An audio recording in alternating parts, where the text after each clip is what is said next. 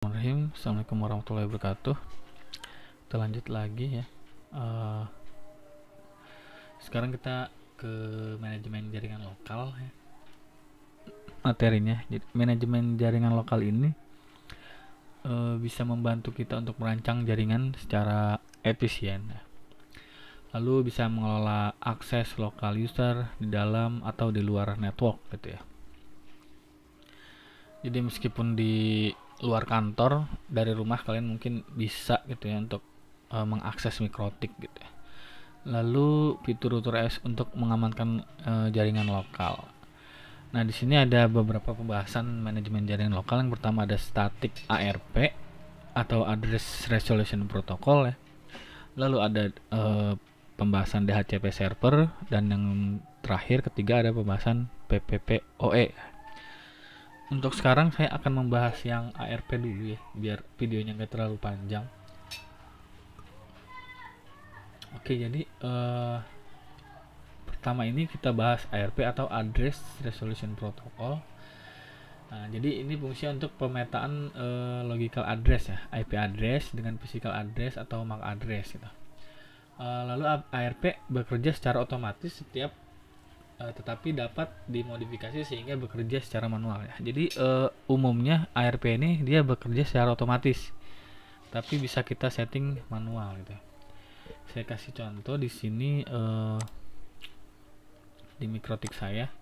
Kalau kalian ingin melihat ARP, kalian tinggal ketik IP ARP.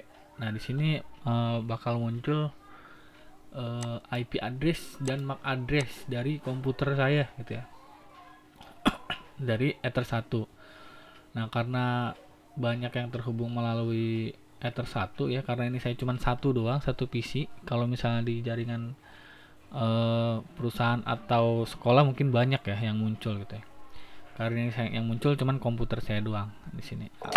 Nah, umumnya dia bekerja secara dinamik. Di sini ada DC, artinya dinamik komplit ya. Nah, ini bisa kita atur sebagai statik, tapi nanti kita lihat dulu pembahasannya. Nah, di sini ya. Di sini ada contoh gambar IP dengan IP 192.168.1.1, MAC address-nya AAA, dan PC 2.1.2 MAC address-nya BBB ya. Dia secara otomatis mereplay gitu ya, bisa kalau ARP-nya masih dinamik gitu ya. Nah, di sini ada tabel ARP yang tadi saya sudah kasih lihat sebelumnya. Nah, di ARP table ini menyimpan IP address, MAC address, dan interface dari alamat di atas. Nah, ini IP address-nya, MAC address-nya, interface-nya dari interface berapa. Kalau saya tadi kan Ether 1 ya, karena yang terhubung ke klien punya saya Ether 1, jadi Ether 1.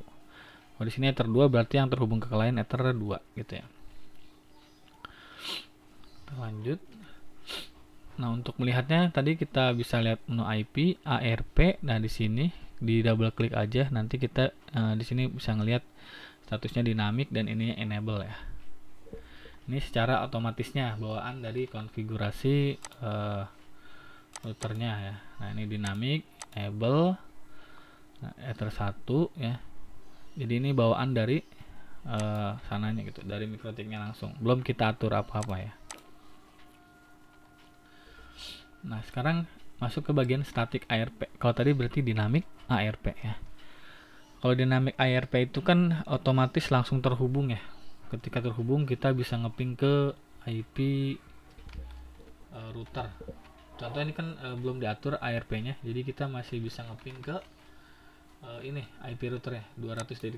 Coba kita ping 192.168.200.1. Dia masih bisa ngeping ya, dan bisa koneksi ke internet gitu lah, google.com, bisa ngeping ke internet, masih bisa gitu. Tapi ketika sudah diubah ke statik, nah ARP dapat diubah ke manual atau statik untuk meningkatkan keamanan jaringan ya. User hanya akan dapat menjawab dari router jika IP dan MAC address telah terdaftar pada ARP table ya. Jika salah satu entry berubah, IP atau MAC address-nya berubah gitu, maka router tidak dapat mengenali laptop tersebut. Jadi harus sesuai dengan IP dan MAC address-nya itu harus sesuai dengan yang ada di daftar tabel ARP tadi gitu ya. Kalau nggak sesuai, dia akan nggak bakal bisa menjawab gitu. Nanti saya kasih contoh. Nah, ini konfigurasinya. Static ARP dapat ditambahkan dengan dua cara. Pertama, kita menambahkan manual ya, new ARP ya. Kita menambahkan manual. Contoh di sini ada, kita klik tambah. Nah, ini new. Kita masukkan IP-nya sesuai keinginan kita, MAC address laptop atau komputernya, interface-nya ke berapa gitu ya. Sesuai keinginan kita. Atau kita bisa merubah cara keduanya itu ya adalah kita tinggal double klik nih ya. Double klik, klik make static. Kalau misalnya nggak mau ribet ngisi IP address dan MAC address-nya, ini tinggal kita double klik aja nih yang komputer saya, double klik terus make static. Nah, ini tinggal klik make static. Nah, dia akan berubah nih, udah nggak ada DC nya, berarti ini sudah komplit aja gitu ya, jadi nggak dinamik, sudah statik gitu. Nah, selanjutnya ada caranya lagi. Setelah itu, nah, kita diminta untuk merubah di sini nama interface-nya, dirubah ke di sini ada, kita klik ke interface ya, ke interface, lalu kita klik interface yang terhubung ke klien. Kalau saya kan Ether 1 ya, berarti Ether 1. Lalu di tab ARP-nya dirubah gitu. Terserah mau disable, enable, local proxy, proxy ARP atau reply only. Nah, di sini ada kejelasannya itu. Kalau enable, ARP akan secara otomatis dibalas dan disimpan dalam table gitu ya. Kalau disable, ARP tidak akan membalas. Kalau reply only, router hanya membalas ARP berdasarkan ARP table. Nah, biasanya untuk dipakai keamanan yang reply only ini ya, yang dipakai untuk keamanan. Jadi kita ubah dulu si interface yang terhubung ke klien ya. Kita klik menu interface. Nah, ini kan yang terhubung ke klien saya Ether 1 ya. Kita double klik aja. Nah, di sini ada menu ARP. Kita ganti menjadi reply only gitu ya. Kita apply, kita oke. Seperti itu ya. Jadi dia harus sesuai, kalau sudah reply only, dia harus sesuai ARP-nya, baik IP address-nya atau MAC address-nya harus sesuai gitu. Kalau misalnya laptop ini kan MAC address laptop saya ya. Kalau IP-nya berubah jadi 3, dia nggak bakal bisa connect gitu. Contoh saya di sini saya ping lagi google.com. Nah, ini kan masih bisa ya, karena IP address saya masih 202, artinya sesuai dengan ini gitu ya. Tapi kalau saya rubah misalnya IP address mana sih,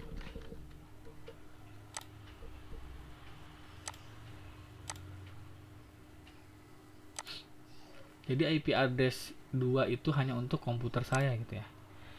Jadi ketika ada orang yang make misalnya PC lain make IP address ini, dia nggak bakal bisa karena MAC address-nya beda, seperti itu. Atau ketika MAC address-nya sama tapi IP address-nya saya ganti misalnya jadi 20, beda kan dengan tabel yang ada di ARP tadi. Saya oke. Nah, berarti udah nggak sesuai nih. Di sini 2, sedangkan IP address saya adalah sekarang 20. Coba kita ping ke Google. Mana ping? Nah, dia nggak bakal bisa nge-reply. Ya, tuh request timeout. Atau ke google.com juga. Mana google.com? Nah, dia nggak bakal bisa connect gitu ya. Jadi semuanya harus sesuai gitu. Jadi intinya adalah si ARP ini, ini kan MAC address komputer kita ya. MAC address komputer kita itu bisa dilihat sebenarnya kalau mau nambahin manual ya. Kalau mau nambahin manual, kalian bisa lihat di sini IP config/al. Nah, di sini ada Ethernet. Oh, ini Ethernet. Nah, ini physical address, itu MAC address ya. 08 BF B8 BD 7314 pasti sama ya. Nah, sama B8 BF biar nah sama 08 ya, BF B8 BD 7314. Jadi hanya komputer ini yang bisa menggunakan IP ini. atau sebaliknya hanya IP ini yang akan aktif di komputer ini kayak gitu. Jadi komputer orang ketika pakai IP kita ini dia nggak bakal connect seperti itu ya. Contoh tadi kan kita 20 ya, IP-nya sudah 20.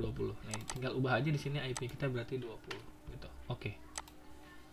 Gitu ya. Kalau nggak mau ribet ngubah IP di klien. Oke, kita buka CMD lagi coba. CMD. Kita ping lagi google.com. .com. Nah, bisa lagi ya. Karena sudah sesuai lagi dengan ada di table ARP. Itu fungsi ARP ya, bagus untuk keamanan. Sangat recommended lah kalau untuk. Jadi ketika ada orang lain atau yang sudah tahu password WiFi kita atau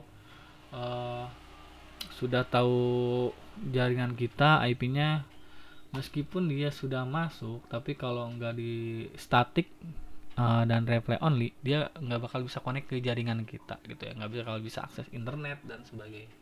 Jadi ini sangat penting. Nah ini contoh labnya ya, silakan kalian coba. Tadi sudah saya praktekkan juga ya.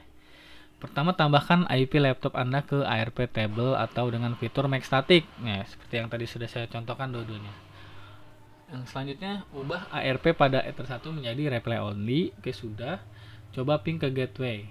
Ketika ping gateway, router ubah ARP table-nya ya. Jadi awalnya bisa, ketika dirubah dan nggak bakal jadi nggak bisa. Seperti itu tuh fungsi ARP atau Address Resolution Protocol ya. Jadi menurut saya ARP ini sangat penting lah gitu, harus diaktifkan. Oke, baik, untuk ARP sudah selesai. Selanjutnya nanti di video berikutnya akan saya lanjut ke DHCP server. Saya akhiri, wassalamualaikum warahmatullahi wabarakatuh.